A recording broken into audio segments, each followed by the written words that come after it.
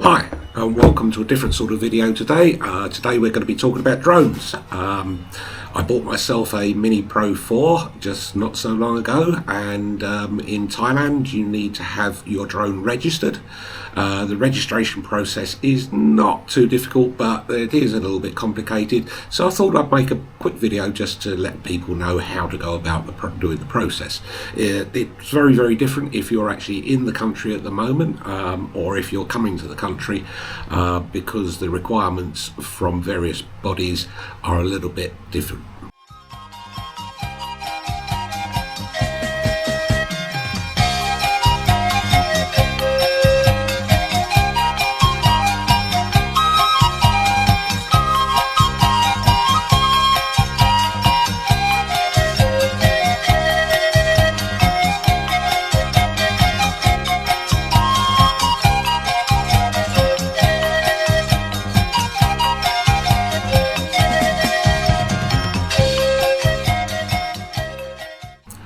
So the most important thing that you need to do if you're going to fly a drone in Thailand, the first thing is to get insurance, and you need a third-party insurance. The third-party insurance needs to be valued at 1 million baht. 1 million baht currently, I believe, is about £22,000 or 27,000 US dollars. And so that's the very first step that you need to take. I found that one very easy. If you go online and you're in Thailand, you may even be able to get it from outside Thailand. You can get the insurance at various online insurance companies. It's very quick, very easy. You'll need a little bit of information such as the make and model of your drone. You'll need the serial numbers of both the drone and the controller. And as I say, I did it all online. The agent spoke very good English. I sent all my details to them. Within an hour I got back an insurance policy on PDF. So that, as I say, is not a big problem. Now the next steps are where it becomes a little bit more complicated. You need to register with two bodies in Thailand. One is the MBTC, which I believe is the National Broadcasting and Telecommunications Commission, and you also need to register with the CAAT, which is the Civil Aviation Authority of Thailand. Now this is where, if you're outside the country, it gets a little bit more difficult as to how you go about doing this, because the process takes different lengths of time for the different bodies. And the MBTC requires a copy of your visa as well. So really, if you're outside Thailand, you're going to need to wait until you get here to register with the MBTC, unless you've applied for a visa outside the country and it's already in your passport. The CAAT takes a little bit longer. They don't require a visa, so if you're outside the country, you will need to start, I would suggest, by going with the CAAT. The CAAT, they take 15 days to consider your application, and if you get it wrong, you will have to do it again. It's another 15 days. I got it wrong, so it was another 15 days. Also, the CAAT, it's well, both of them are all online. You have to register on their websites.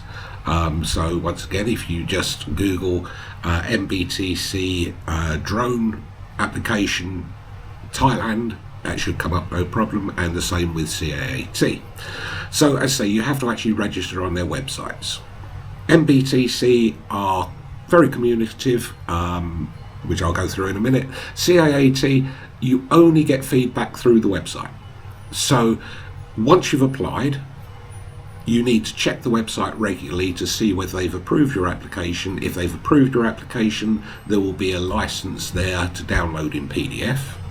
If there's a problem, they will put a note of what the problem is, and then you have to reapply again. I put the applications in the wrong type of documents. Once again, I'll go through that in just a second. And so I failed on my first application, so it was another 15 days. So it took actually a month to get the CAAT application approved and the license through. So as I say, if you're coming to Thailand on holiday, or if you're coming for an extended stay, whatever, and you want to be flying your drone almost as soon as you get here, then you need to start your CAAT application well in advance. Now, both the MBTC and CAAT have forms that you need to download and complete. They're mainly just a signature. The CAAT is a self-certificate, and the MBTC has a declaration of conformity, which you have to include in your application. So literally you download them, and you fill in the information, sign them, and then you have to scan them. Now, this is where I came unstuck with the CAAT, because the CAAT insists on everything being in PDF format. So you need to be able to scan a PDF of the self-certificate back into a document. And also, the reason that I really failed on my first attempt is that all the information that you have has to be combined into one PDF document. So you're going to need your self-certificate, download that, complete it, that's just a signature, then you have to rescan it with your signature on as a PDF.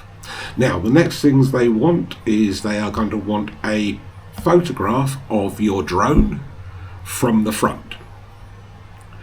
Then, excuse me for keep looking away because I'm going through my application just to make sure I get this right. Now, then the next thing they want is they want a photograph showing the QR code of the serial number of your drone.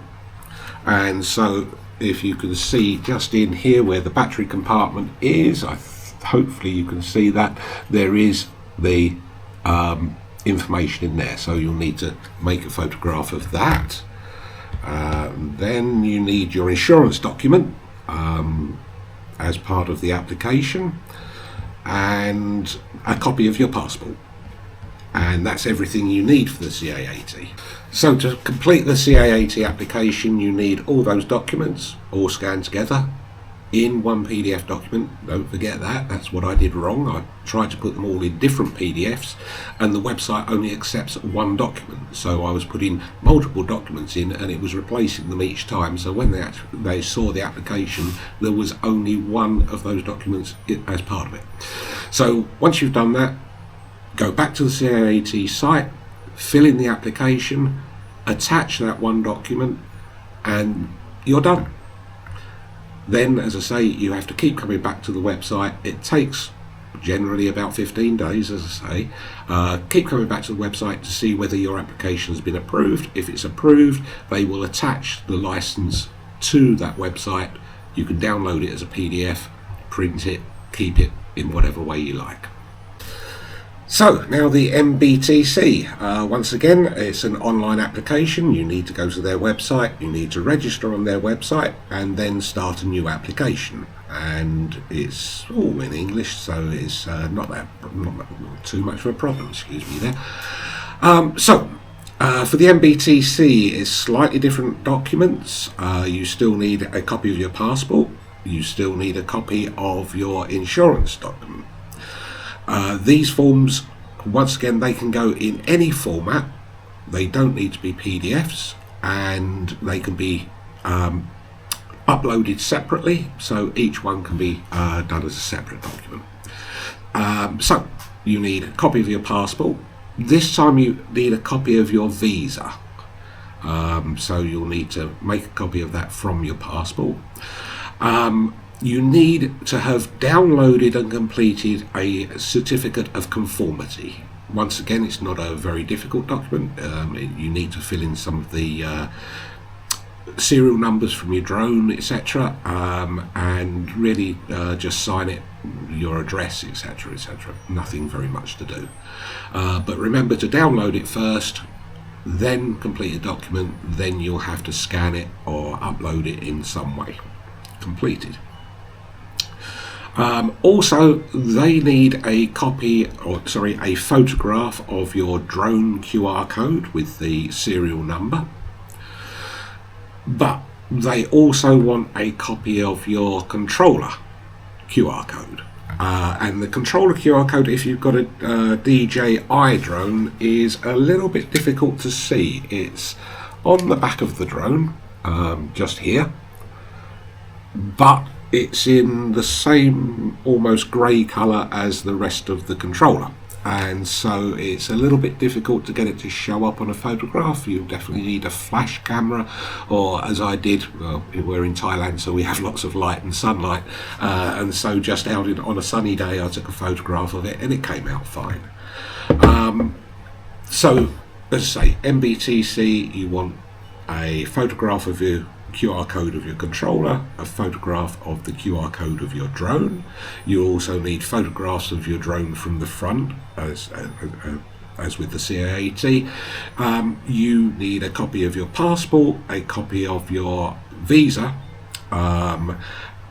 insurance, I think I've said already, and the certificate of conformity for the MBTC.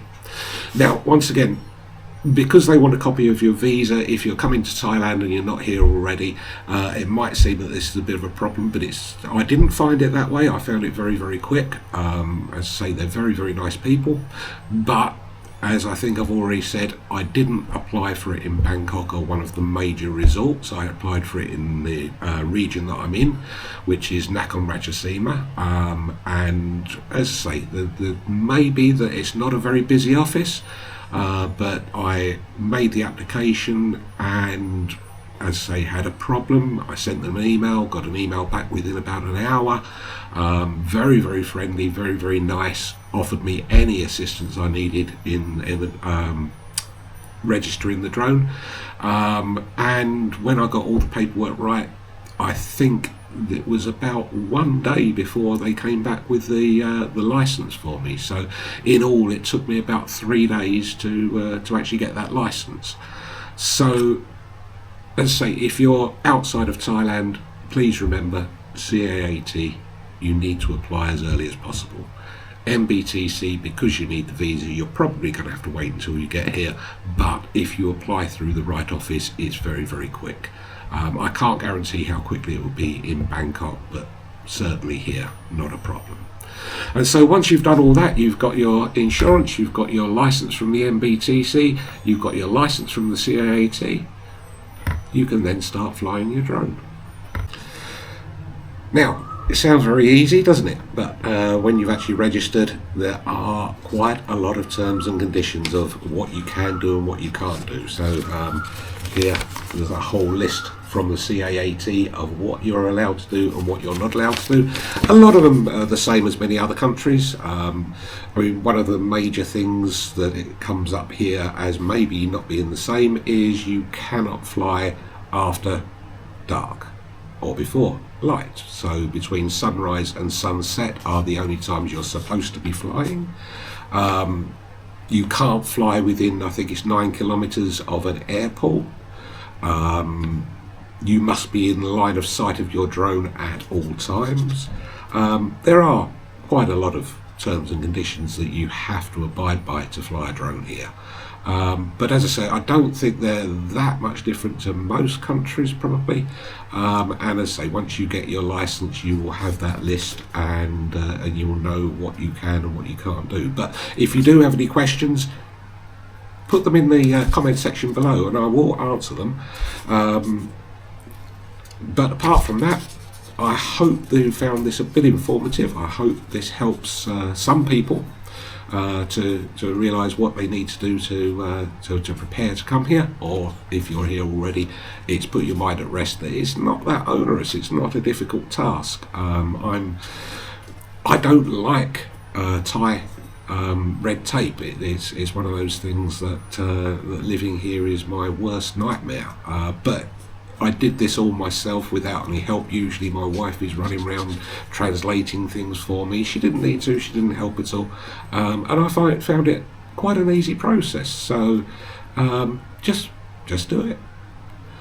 As I say, I hope this little video's helped some people. I hope you've enjoyed it. And if you have, please remember, do like, do subscribe. It helps me. And thank you very much for watching. Bye.